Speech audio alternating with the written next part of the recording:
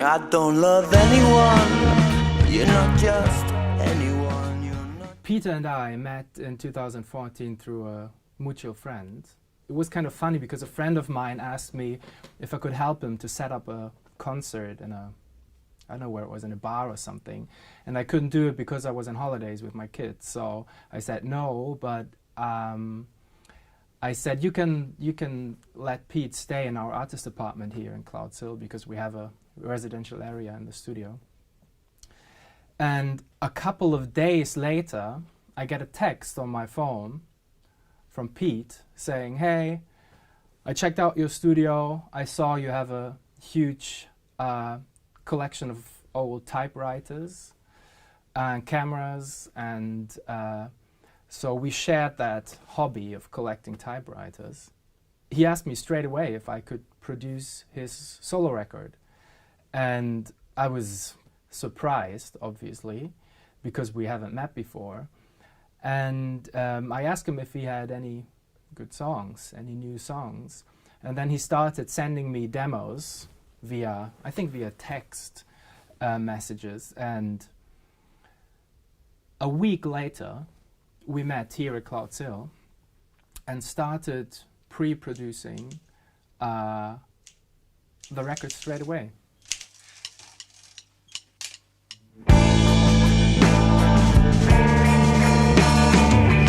Found myself in the Monday news, all them stories to keep you amused. After listening to his demos, I thought that it is very important to keep the original vibe of the demos, the original vibe of the artist.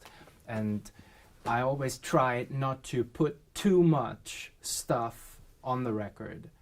So what I did was, Peter and I sat down in the studio and he played me all the songs he had, like 20, 25 songs. When I heard Pete play his songs just on an acoustic guitar, I thought that was very, very touching and very special.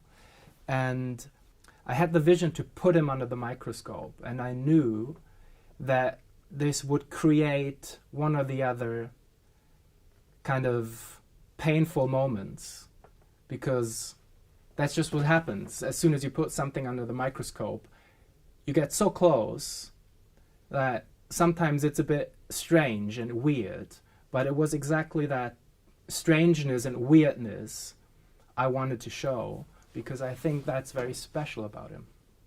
I think the record Hamburg Demonstrations, compared to his previous records with Baby Shambles and Libertines or his other solo record, I think the sound is totally different, and that's what we wanted.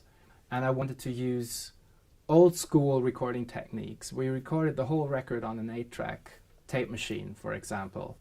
I never learned how to cut tape, so I'm not editing on tape, which means that I simply use full takes. And that creates a certain intimacy and a certain vibe, because you keep some special moments you normally would have cut out. That's what we never did. So we just played a handful of live takes and then decided which one to use. And I think you can really hear that, especially on Peter's vocals. There are a couple of vocal takes on the record where he just sings one full take and that's it. And sometimes it's a bit edgy. The vocals are a bit edgy and a bit strange, but it's exactly what the record is about. It's about showing everything of the artist. House of love. Oh, the house of love. The reason why different musicians perform different songs on the record is really easy, because the musicians I chose have a very special character on their instrument. And I think you can hear that in every second on the record, that nothing is just played from a professional musician because he got paid for it. For some songs, I chose English musicians. For example, on the song I Don't Love Anyone, There's Ian White and Leo Korunis from the English band Gallendrunk. Because I worked with Gallendrunk before and I knew about the rhythm section, and I thought that very special performance of drum and bass in that band that could suit one or the other songs of the record quite well. And on the other songs, it's mostly German musicians. It's a female bass player called Sonja Glass from the band Boy, for example, because I knew she was just a great bass player and I wanted to have a woman in the production team. That German drummer, Tim, I worked with on a couple of songs. He plays drums totally different than Ian White, the English drummer. And so I just decided which kind of vibe I was aiming for. And then I chose the musicians to serve the song's needs.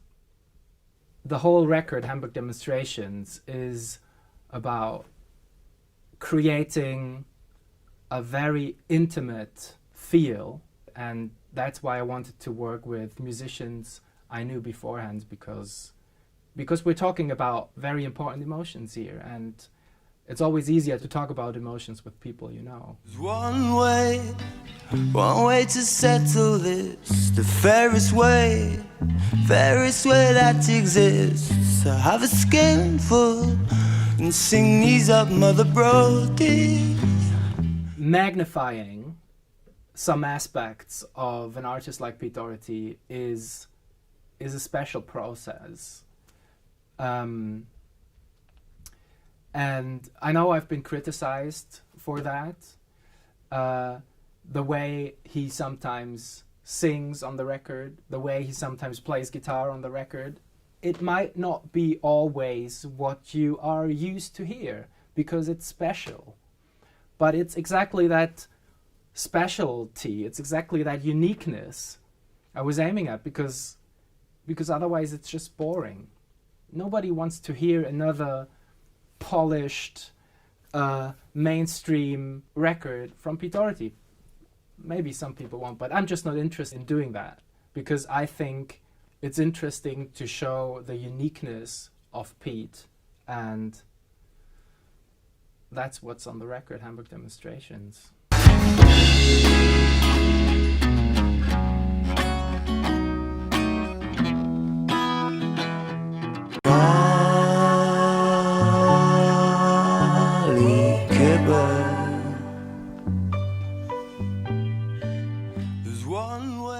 One of the most important things here at Clouds Hill Studio is that I want people to collaborate. And at one point when I was recording with Peter and some other musicians in Studio 1, the band Boy was recording in Studio 2. And as it came to the point that we needed some backing vocals on the track Collie Kibba, I just went over to the girls and asked them if they're up for it. And we spent like half a day in the studio, and they came over and we had a nice backing vocal session, and that's it. And I think that's very cool, because that collaboration would have never happened without the infrastructure and the and this place.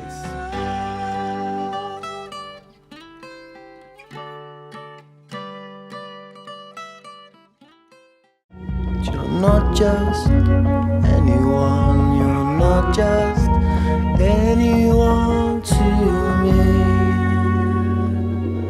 The reason why there are two different versions of I Don't Love Anyone on the record is it's pretty easy, because it shows what we did during the production process. What we did was we just sat down in the studio and played the songs.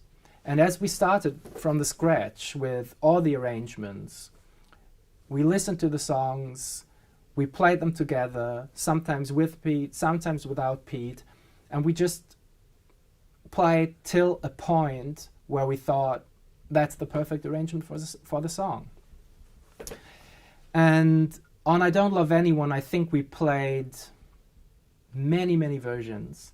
And I did one version. It's the quiet version on the record. I think it's called V2 or something. It's just super quiet, just little marching drum in the background and feedback guitar noise, and that's it. It's more like a score, more like a soundtrack kind of thing. And that version was so different from the original demo Pete showed me that I thought, okay, I have to show something else to Peter, that he's not totally surprised what I'm doing in the studio while he's not there. So I got the English musicians back in, the Gallendrunk rhythm section, and we played that loud version, which is now the first single of the record, I Don't Love Anyone. And we had both versions, and I showed them both to Peter, and he liked them both. And he said, well, that version 2, maybe we keep it as an instrumental, but I'm gonna sing on the other one. So he sang on the other one. Then I made him sing on the quiet one too. That's also a first and a full take, vocal-wise, on the quiet version. And we kept both versions because they're so different and both are really nice. So no reason not to keep them both. You're not just anyone, you're not just anyone to me. House of love,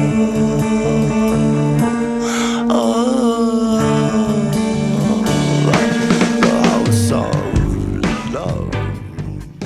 On the song Spy in the House of Love, it's another funny story because, again, I like that song very much.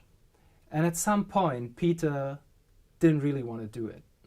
He said, no, I'm not sure about it, but I love the performance of the musicians on that song. It's the rhythm section of the band Gallendrunk again on that song.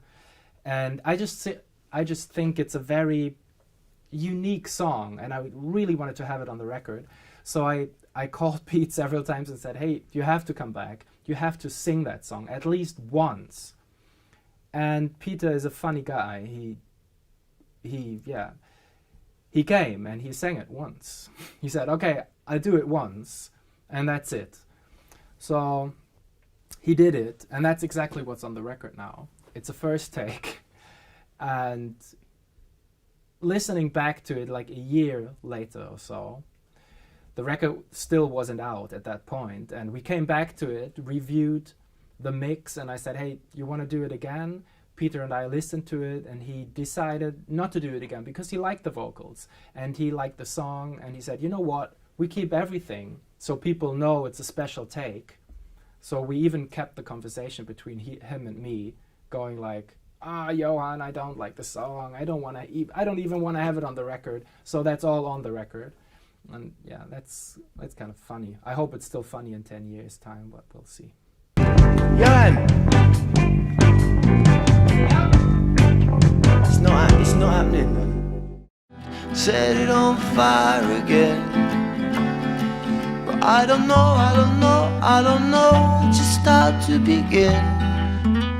A song from a hideaway, but I know that you know. You know, when it came to the song The Whole World Is Our Playground, I knew that the song has been around for a while. But I never listened to any of the previous recordings. So I think there are some live recordings or maybe even some demos Pete did at home.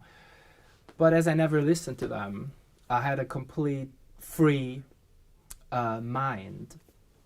And we just started to play around with different ideas in the studio, Peter and the musicians and me. And we ended up using just 8 microphones in the room.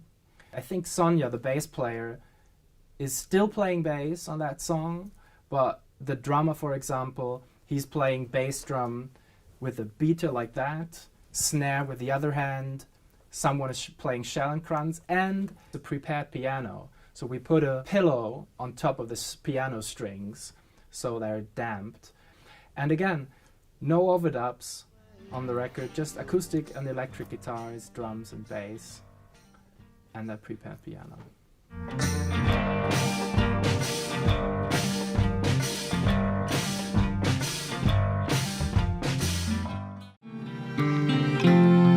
She's getting so much further every day.